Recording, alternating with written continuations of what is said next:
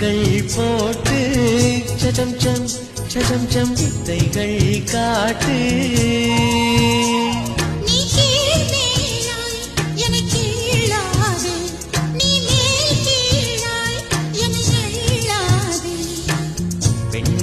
பெண்ணல்ல அட்சய பாத்திரம், பெண் என்ற கோப்பைக்குள் நான் விழுந்தேன்.